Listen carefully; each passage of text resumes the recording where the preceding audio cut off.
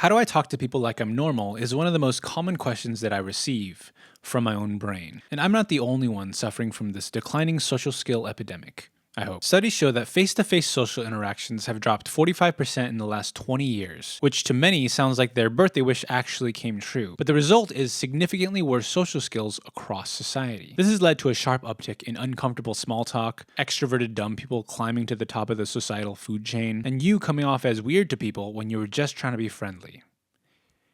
We need to turn the tables and equip people with strong social skills to offset the impact of social media, the internet, and smartphones. Ideally, these lessons wouldn't be taught through social media, the internet, and smartphones, but let's be real. It's important to meet people where they are. The people who need it the most aren't leaving their house anyway, and anyone who clicked on a video about how to talk to people is probably a freaking weirdo. There are lots of reasons why people have become antisocial in recent years. Lots of people work remote, you can get your food and groceries delivered through an app, and people have stopped inviting each other to hang out as much. Social skills are just like a muscle, and the current state of technology has allowed that muscle to atrophy for hundreds of millions of people around the world. But just like muscles, social skills can be improved with proper routine and consistency. And just like muscles, good social skills can bring all the boys to the yard. Can we do a rewrite on that? So there's a lot of bad advice out there. Let's get those out of the way first. People always tell you to be yourself, and then they tell you to not be awkward. For me, you kind of just have to choose one. Some people say to imagine the worst case scenario first. That way, reality will always seem less bad. Imagining the worst case scenario is pretty much what my social anxiety already does for me, and I don't think that's helping, so ignore that advice. Eye contact shows confidence. It kind of does, but it's way too easy to overdo it. You can go from being confident to being creepy with 4 extra seconds of eye contact. Too much margin for error, best to avoid. Treat everyone like they're your best friend. All of my best friends relentlessly make fun of each other, so this doesn't really work unless the person you're talking to is really into negging, in which case, definitely steer clear. Some people use online resources like Reddit, which has some pretty good threads and advice. The main downside, however, is that you're getting advice from people who post on Reddit. WikiHow has lots of articles on social skills, but it's really the weirdest corner of the internet, and it feels like it's meant for aliens thousands of years from now to learn about what human life was like back then. There's also channels like Charisma on Command, which I've seen a bunch of, and it's definitely pretty interesting, but I'm sure anyone who has tried to apply conversational strategies mid-conversation knows that it's almost impossible without coming off Little Robotronic.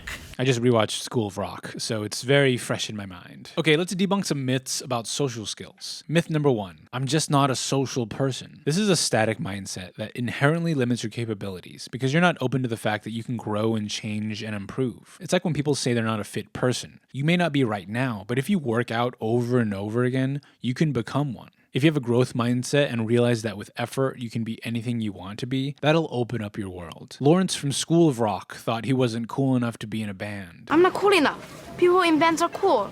I'm not cool. But once he opened up to the fact that he could be anything he wanted to be, all of a sudden he became Mr. Cool.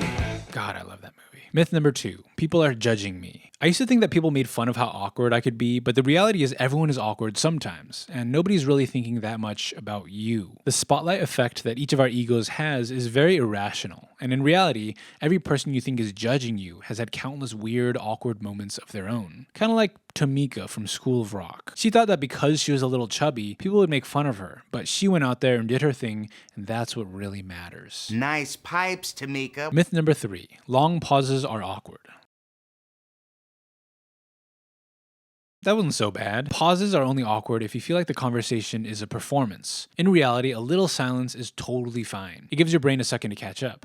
If a conversation stalls for a beat, that's not failure, it's a little space. Conversations are less like a performance and more like jazz.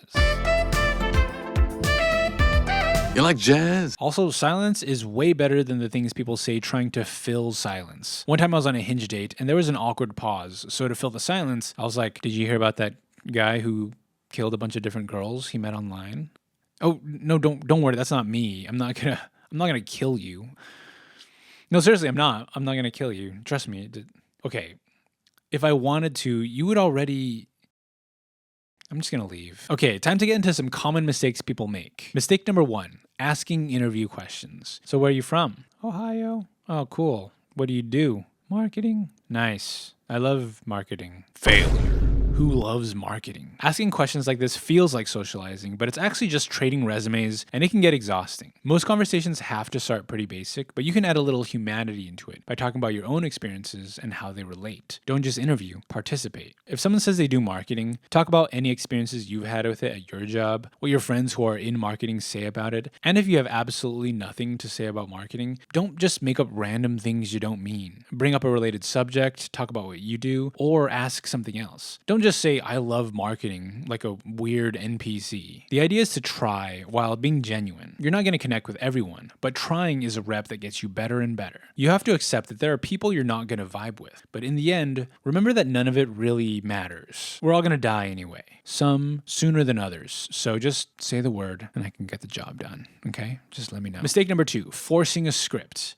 If you've mentally ran through the exact conversation you're going to have with somebody, you're going to have a bad time, because trying to plan the perfect thing to say in a conversation is just following a script while the other person is doing improv. As soon as they say something you don't expect, you're going to panic because your script is now useless. Let go of the script. Let the conversation wander and be messy, and know that it doesn't really matter. We're all going to die one day. Some sooner than others. I'm serious. Just say the word. Mistake number 3, trying to be liked. Trying to be liked makes you come across needy and people-pleasing with no real backbone. This is something much deeper than social skills that need to be worked on. This is a matter of self-esteem. This is more about your relationship to yourself than anything. But the bottom line is, if you know that you're going to be totally okay if a conversation doesn't go well, then you'll put less pressure on yourself, the conversation will inevitably go better, and you not trying to be liked makes it easier for people to like you. This is a pretty complicated concept, but a lot of this topic is covered in the book The Courage to Be Disliked, which I highly recommend. I hope you like it. I'm not trying to make you like it. And I don't need you to like it.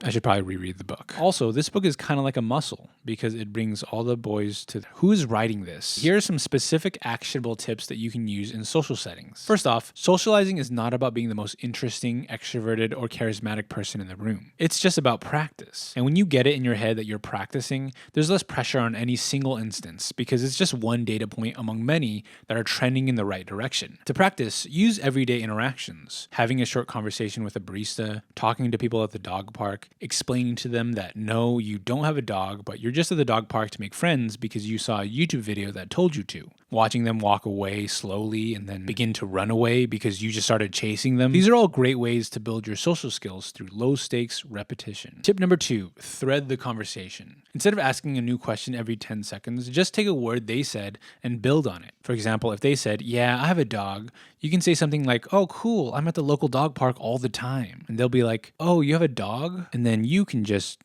start chasing them now because you already know how this ends. Tip number 3, ask follow-up questions. If you don't have anything to add that connects to what they say, just ask a follow-up question and put the focus off of yourself. Skip the resume question and try something like, what got you into that? How do you like it so far? Did you hear about that guy who killed a bunch of different girls he met online? Is that Mace?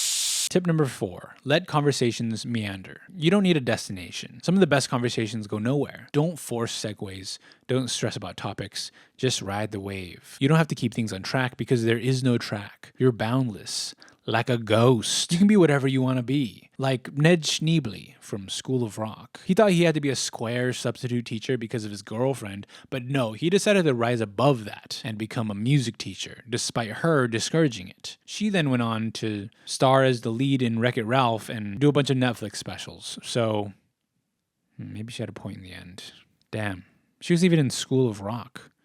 God, I love that movie. Tip number 5, awkwardness is universal. Awkward moments and conversations are all part of life, and everyone has those moments. Don't fear it, expect it. With repetition, you become a bit more desensitized to it. It becomes more manageable, but it doesn't disappear altogether. You just stop caring about it. Life happens, conversations come and go, people get assaulted at dog parks. Everyone needs to just relax, put it in the past, and turn on some smooth jazz.